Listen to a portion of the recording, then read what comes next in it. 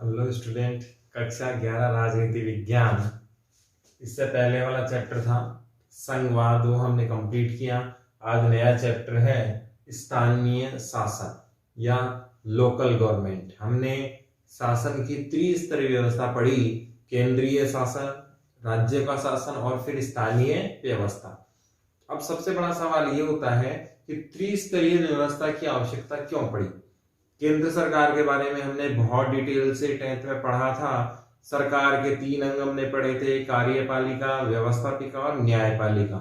व्यवस्थापिका में हमने बहुत डिटेल से पढ़ा था कि संसद को हम क्या कहते हैं, व्यवस्थापिका भी कहते हैं।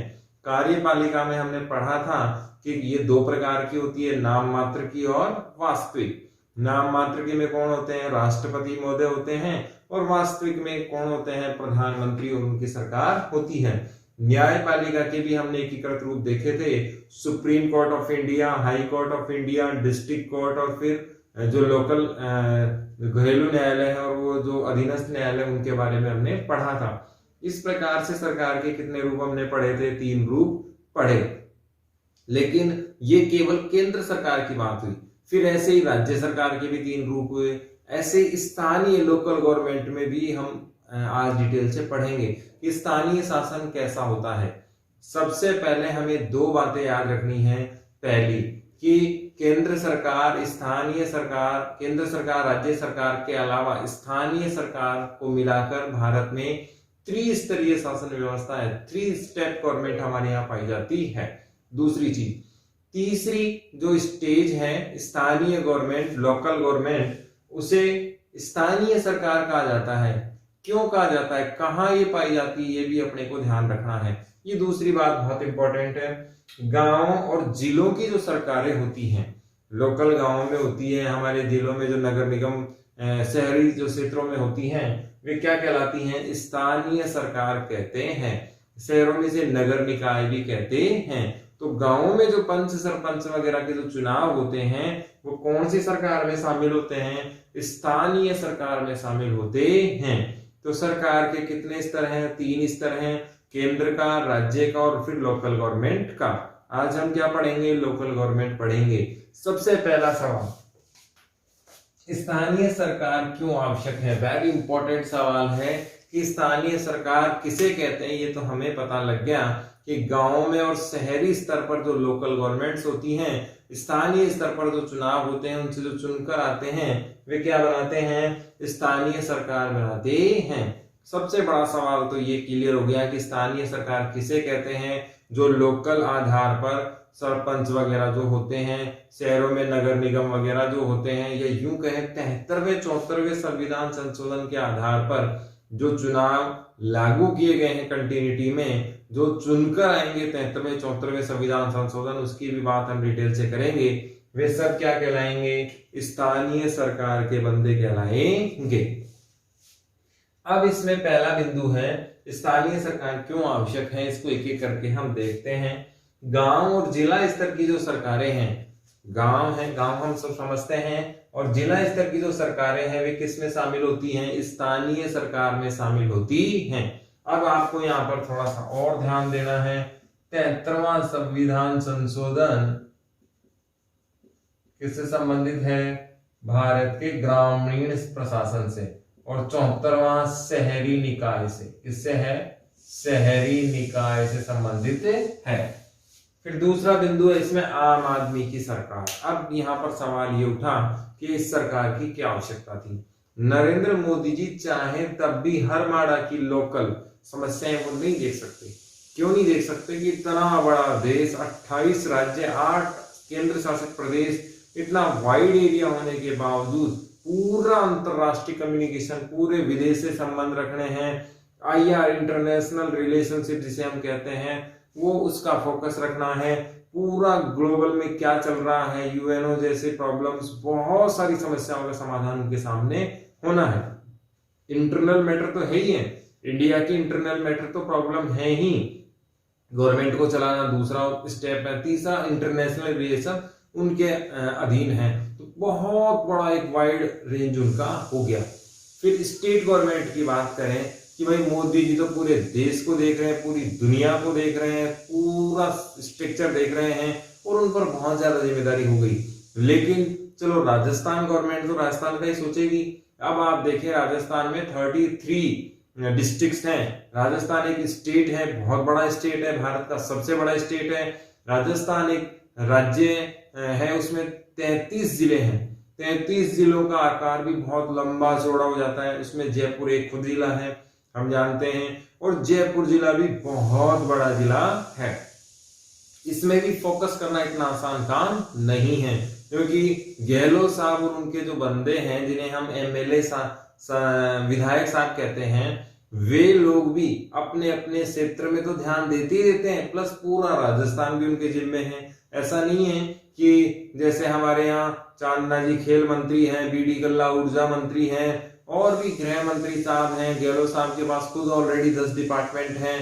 तो ये सारी चीजें डिपेंड करती हैं कि प्रोग्रेसिव जो होना चाहिए था, डेवलपमेंट जो होना चाहिए था, वो पॉसिबल हो पाएगा या नहीं। तो लास्ट जवाब आता है नहीं, क्योंकि हर क्षेत्र में 200 लोग नहीं पहुंच पाएंगे, क्योंकि 200 लोगों के लिए भी इतना पॉसिबल नहीं कि राजस्थान के वो हर कोने पर फोकस कर सकें। क्यों? क्योंकि उन्हें स्टैंडिंग एमएलए हैं तो गवर्नमेंट चलानी है, जुडिशरी सिस्टम से कनेक्ट होना है, केंद्र सरकार को जवाब देना है, बाकी राज्यों के साथ कम्युनिकेशन करना है, और बहुत सारे काम उनके जिम्मे होते हैं। पॉलिसी मेकिंग करना है और उसको क्रियान्वयन करना है, डेली विजेज के सरकार के कार्य करने हैं। तो ऐसी स्थिति में 2 स्तर जो ज्यादा कामयाब नहीं हो सके वो निकल गए। केंद्र सरकार इतना फोकस नहीं कर सकती लोकल में, और राज्य सरकार भी नहीं कर सकती, बल्कि राज्य सरकार का कार्य है लोकल फोकस होना चाहिए। लेकिन क्षेत्र बड़ा होने के कारण जो आम जनता के दैनिक कार्य हैं वो कहीं ना कहीं पीछे छूट जाते हैं। जैसे लाइट की सुविधा है, पानी की सुविधा है, स्कूल की सुविधा है, प्राथमिक स्वास्थ्य की सुविधाएं हैं, बहुत सारी आंगनबाड़ी की सुविधाएं हैं।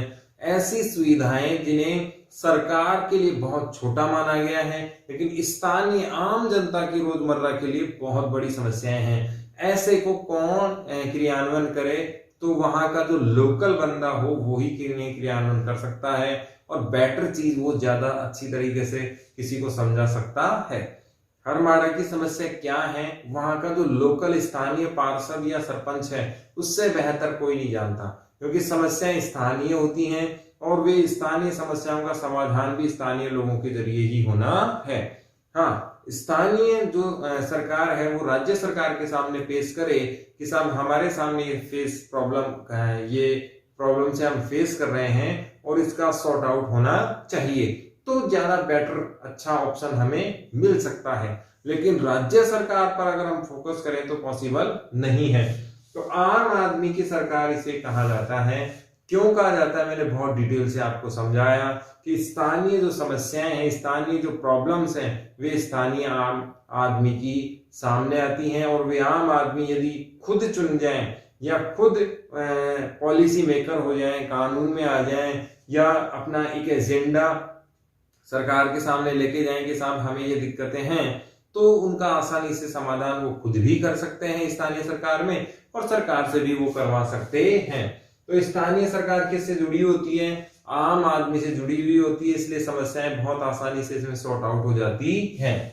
दैनिक जीवन की समस्याएं और रोजमर्रा की समस्याएं, इसकी भी हमने बहुत डिटेल से बात की कि जो लोकल दैनिक जो समस्याएं होती हैं वो सब जगह अलग अलग होती हैं। कई रोजगार की समस्याएं हैं, कई गंदे नाले की। आपको याद होगा माननीय राजस्थान हाई कोर्ट ने जस्टिस साहब को एक बार कमेंट करना पड़ा, एक टिप्पणी करनी पड़ी कि जयपुर में जो नाला जा रहा है शिवदासपुरा के पास से और ये सांगानेर होता हुआ आ रहा है, इस नाले से जो सब्जियां उगाई जा रही हैं वो बहुत ज्यादा खतरनाक है। इतना जबरदस्त केमिकल है वो, पूरे जयपुर की फैक्ट्रियों का, शिवदासपुरा और उसे बेल्ट में सांगानेर में इंडस्ट्रीज एरिया है, और उस इंडस्ट्रीज एरिया का पूरा केमिकल रसायन रस के उसमें चला जाता है नाले में, और उससे वो सब्जियां उगाई जा रही हैं। तो आप सोच सकते हो कितना भयंकर निकेल है, कैडमियम है, सल्फर है, अपने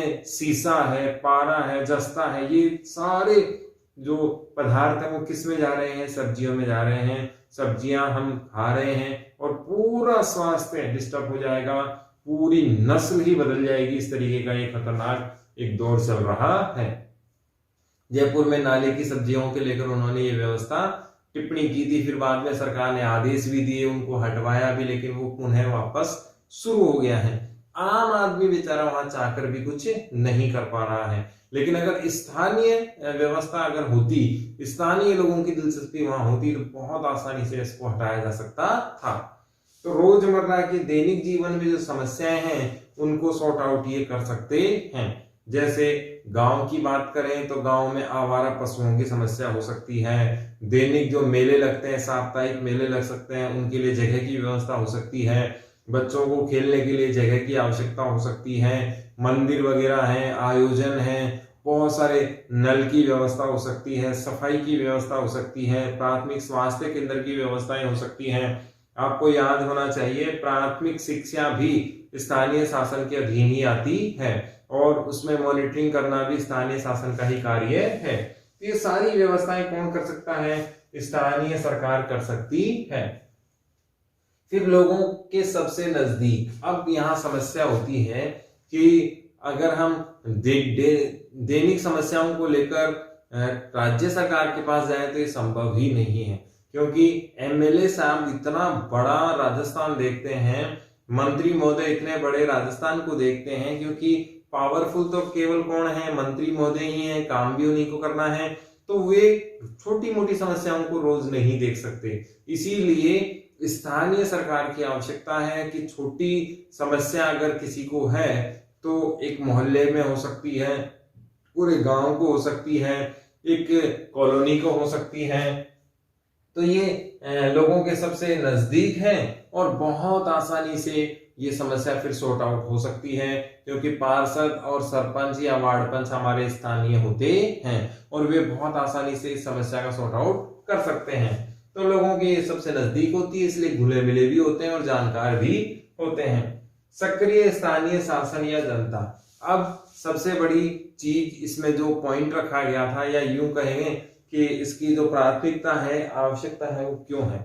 आपको पता होना चाहिए 73वें 74वें संविधान संशोधन से पहले तक तो हम रेगुलर चुनाव भी नहीं करवाते थे। सरपंचों के चुनाव रेगुलर हमारे यहाँ नहीं होते थे, वार्ड पंच पार्षद के चुनाव हमारे यहाँ नियमित रूप से नहीं होते थे। सरकार ने चाहा तो चुनाव करवा लिया, नहीं भी करवाया तो कोई इश्यू बनता नहीं था। लेकिन इसकी नियमितीकरण या रेगुलेटरी को डेवलप किया 73वें संविधान संशोधन 93 के बाद।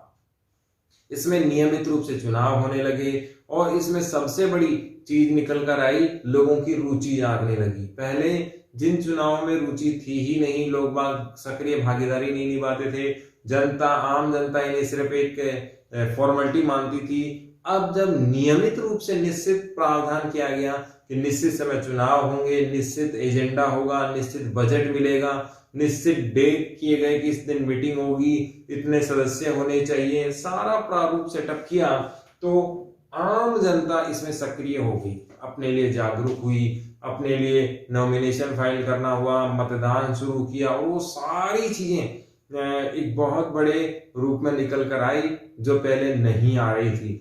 पहले जो निष्क्रियता थी आम जनता की, पहले जो जनता भाग नहीं ले रही थी चुनाव में, वो सक्रिय भागीदारी में आ गई और उन्होंने जबरदस्त तरीके से समर्थन किया। क्यों किया? क्योंकि ये उनका खुद का कार्य था। ये उन्हें लगने लगा कि सरकार अब निश्चित समय पर चुनाव करवाएगी, निश्चित समय पर सारे कार्य होने वाले हैं, इसीलिए स्थानीय लोगों की सक्रियता इसमें शामिल हो गई। जनता की सार्थक भागीदारी, अभी सबसे बड़े लोकतंत्र को अगर हम एग्जाम्पल के तौर पर देखें तो दुनिया का सबसे बड़ा लोकतंत्र कौन है? भारत है। आपको ये याद रखना चाहिए। और यहाँ अभी लोकतंत्र युवा है, क्योंकि भारत को ज्यादा समय अभी नहीं। इसमें आगे देखें जनता की सार्थक भागीदारी, इसमें देखें तो दुनिया का सबसे बड़ा लोकतंत्र है भारत, और वो भी युवा। अभी मोदी जी ने कहा था कि हमारा संसद भवन 2 वर्ष में बनकर तैयार होगा। नया संसद भवन बन रहा है, इको फ्रेंडली बनेगा, 800 कुछ सांसद उसमें बैठ पाएंगे, तो बड़ा एक बिल्डिंग बनने वाला है। इसमें दुनिया के सबसे युवा लोकतंत्र के रूप में भी देखा जा सकता है। सबसे बड़ा सवाल यहाँ ये है कि हमें अभी आजाद हुए लगभग 73 ईयर्स हुए हैं और उसके बावजूद इतना जबरदस्त लोकतंत्र, आम जनता में इतना पारदर्शी प्रशासन कहीं दुनिया में देखने को आसानी से मिलता नहीं है। पाकिस्तान जैसे तानाशाही देश जो हमारे साथ आजाद हुए थे, आज आतंकवाद का गढ़ मात्र रह गए हैं, लेकिन भारत ने बहुत जबरदस्त विकास किया है। इसका कारण क्या है? आम जनता की सार्थक भागीदारी। भागीदारी भी दो प्रकार की होती है, पहली सार्थक भागीदारी और दूसरी निष्क्रिय भागीदारी। सार्थक भागीदारी कौन सी होती है? वे लोग जो अपने उद्देश्य के पूर्ति के लिए चुनाव में भाग ले रहे हैं, वो कौन सी व्यवस्था कहलाती है? सार्थक व्यवस्था कहलाती है। निष्क्रिय व्यवस्था कौन सी होती है? कि केवल और केवल चुनाव का नाम हो, मतदान करने कोई आए ही नहीं, अपने में से कोई चुनाव खड़ा हो ही नहीं रहा है और एक फॉर्मेलिटी हो, जैसे किम जोंग उत्तरी कोरिया, जैसे पाकिस्तान परवेज मुशर्रफ, केवल फॉर्मेलिटी के चुनाव हुए, मुशर्रफ का जीतना पहले से ही तय था, सैनिक शासन था, तानाशाह था। किम जोंग भी अपने आप को दुनिया में दिखाता है कि मैं बार बार चुनकर आ रहा हूं और आम जनता में मेरी लोकप्रियता है, लेकिन वास्तव में ऐसा हुआ ही नहीं, क्योंकि आम जनता अगर मतदान करती तो किम जोंग का हारना तय था, क्योंकि रूल रेगुलेशन जिस प्रकार से हैं, दमनकारी योजनाएं जिस प्रकार से हैं, कोई भी जीना वहां नहीं चाहता। लेकिन भारत में सार्थक भागीदारी आई है, आम जनता प्रोत्साहित कर रही है इन चुनावों को, आम जनता इसमें भागीदारी निभा रही है, आम जनता पॉजिटिव एटीट्यूड के साथ, पॉजिटिव थिंक के साथ, आम जनता में सहयोग के साथ इसमें भागीदारी ले रही है। प्लस हारने वाला भी जब चुनाव संपन्न हो जाते हैं तो विकास की तरफ वो जाता है, ना कि द्वेषता की तरफ। हमारे यहाँ ऐसा नहीं है कि हारने के बाद वो विपक्ष में बैठेगा तो एक द्वेषता के कारण बैठेगा, सहयोग के कारण बैठेगा। विपक्ष का प्रमुख कार्य है सरकार के गलत कार्यों का निरीक्षण करना, सरकार की मितव्ययता को बढ़ाना, आम जनता के पैसे को बर्बाद ना होने दे, आम पैसे को रोका जाए, सरकार की तानाशाही को रोका जाए, ये विपक्ष का कार्य होता है। तो हमारे यहाँ स्थानीय सरकार क्यों आवश्यक है या क्यों होनी चाहिए? क्योंकि इसमें जनता सार्थक बन जाती है, लोकतंत्र को अच्छे से जानने लगती है, आम जनता में जो चुनाव का महत्व नहीं पता था, स्थानीय शासन से वो बहुत अच्छा पता लगता है, वो अपने सही गलत का फैसला कर पाती हैं। अब आपको एक बहुत अच्छा मेरे पॉइंट ऑफ व्यू से है, मोदी जी का 2014 में जीतकर पूर्ण बहुमत के रूप में आना, ये इसी का कारण है कि आम जनता, जो युवा भारत कहा जाता है कि दुनिया का सबसे युवा देश, सबसे ज्यादा युवा भारत में है और इस समय भारत की एनर्जी बहुत ज्यादा है। ये युवा लोगों ने बहुत अच्छी सोच रखी, ये सही गलत को जानते हैं, सोशल मीडिया को चलाते हैं, आम जनता इंटरनेट पर जुड़ी हुई है और ये नहीं देखते कि हमारे पूर्वज कांग्रेस को दे रहे थे, हमारे पूर्वज बीजेपी को दे रहे थे, इसलिए हमें उन्हें ही देना है। ये बहुत अच्छे से सही गलत का फैसला कर पाते हैं। सही व्यक्ति को चुनना बहुत जरूरी होता है और इन्होंने सार्थक भागीदारी मोदी जी वाले चुनाव में निकलकर इन्होंने दिखाई। गहलोत साहब वाले चुनाव में इन्होंने दिखाया कि अगर कोई काम नहीं करेगा तो हम उसे हटा भी सकते हैं। स्थानीय जवाबदेही, अब इसमें सबसे अच्छा जो बिंदु है वो है स्थानीय जवाबदेही का। जैसे राज्य सरकार से विपक्ष पूछ सकता है, लेकिन स्थानीय आम जनता हर रोज इन लोकल नेताओं से मिलती है। जैसे पार्षद साहब हैं तो हमारे बहुत नजदीक के होते हैं, वार्ड बहुत छोटा होता है, हर दूसरे दिन हर तीसरे दिन हम आसानी से मिल सकते हैं। गांव तो इससे भी छोटा है, प्रत्येक वार्ड पंच से हम मिल सकते हैं, लेकिन वार्ड पंच तो हमारे ही वार्ड का है और वार्ड बहुत छोटा होता है। सरपंच साहब से मिल सकते हैं, गांव का दायरा बहुत छोटा होता है, सरपंच से हम चाहें तो प्रतिदिन मिल सकते हैं। अब सरपंच साहब हमें बहुत ज्यादा दिन किसी कार्य के लिए टाल नहीं सकते, उनकी जवाबदेही तय होती है। यदि हमारा कोई कार्य है तो सरपंच साहब को करना ही पड़ेगा। एक निश्चित समय में करने के लिए अगर उन्होंने डेडलाइन दी है तो उस डेडलाइन के बाद भी हम उनसे मिल सकते हैं, लेकिन हर हाल में उन्हें कार्य करना ही पड़ेगा। दूसरा कारण क्या है? इन पर लोकल की जिम्मेवारी भी होती है। जैसे स्थानीय लोग होते हैं, उनका एक एक्स्ट्रा प्रेशर अपने आप ही बन जाता है और उन्हें हर हाल में वो काम करना पड़ता है, क्योंकि वो जानते हैं कि ज्यादा दिन तक इस काम को टाला नहीं जा सकता। और फिर हमारे उनसे पर्सनल संबंध भी होते हैं, गांव के मान लीजिए, सामाजिक मान लीजिए, व्यवहारिक मान लीजिए, बाकी गांव का प्रेशर भी उन पर होता है, आने वाले चुनाव का प्रेशर भी होता है, और जवाबदेही उनकी ज्यादा बढ़ जाती है, क्रिएटिविटी उनकी ज्यादा बढ़ जाती है, वे लोकल में काम ज्यादा अच्छे से कर पाते हैं। प्रादेशीय लोगों का सहयोग। अब क्या होता है कि किसी भी सरकार को चलाने के लिए सबका सहयोग बहुत जरूरी होता है। तो यहाँ भी स्थानीय सरकार में सभी लोग जाति, समाज, भाषा, संप्रदाय, वर्ण, वंश या यूं कहे मोहल्ला, गांव, जाति, इसमें कॉलोनी वाइज सब मिल जाते हैं एकजुट होकर। और जो लोकल काम बहुत आसानी से नहीं हो पा रहा था, फंड की कमी है, लीगल इश्यूज आ जाते हैं, एक दूसरे का विरोध हो जाता है, तो वो सब एकजुट होने के कारण विवाद सुलझ जाते हैं। जैसे फॉर एग्जाम्पल किसी रास्ते को लेकर अगर हम वे को देखें, बहुत सारे सालों से विवाद बने रहते हैं, गांव में रास्ते नहीं निकल पाते, लेकिन जब वही वहां के स्थानीय लोगों के द्वारा सुलझाया जाता है तो सभी गांव वाले मिलकर अगर उस कार्य को करना चाहें तो केवल 2 लोगों का झगड़ा कुछ ही मिनटों में सुलझ जाता है, बहुत आसानी से कार्य हो जाते हैं। तो आज हमने पढ़ा स्थानीय सरकार क्यों आवश्यक है। क्वेश्चन क्या आएगा, स्थानीय सरकार क्यों आवश्यक है, स्पष्ट कीजिए। तो ये सारी बातें हैं। गांव जिला स्तर की सरकार को क्या कहते हैं, स्थानीय सरकार कहते हैं। आम आदमी की ये सरकार होती है। दैनिक जीवन की समस्याओं को सुलझाने के लिए स्थानीय सरकार ही आवश्यक है। लोगों के सबसे ज्यादा नजदीक लास्ट स्तर जो है गवर्नमेंट का, वो कौन सा है, स्थानीय सरकार है। सक्रिय स्थानीय शासन कौन सा होता है, स्थानीय सरकार होती है। जनता की सार्थक भागीदारी भी किसमें है, इसी में है। स्थानीय जवाबदेही, जवाब देना बहुत मुश्किल हो जाता है क्योंकि वो तो रोज मिलने वाला है। प्रादेशिक लोग, सारे जो लोकल होते हैं वो बहुत आसानी से एकजुट हो जाते हैं, इसमें कहीं कोई विवाद नहीं होता। 73वां 74वां संविधान संशोधन किससे संबंधित है, स्थानीय सरकार से संबंधित है। 73वां ग्रामीण प्रशासन से और 74वां शहरी प्रशासन से संबंधित है।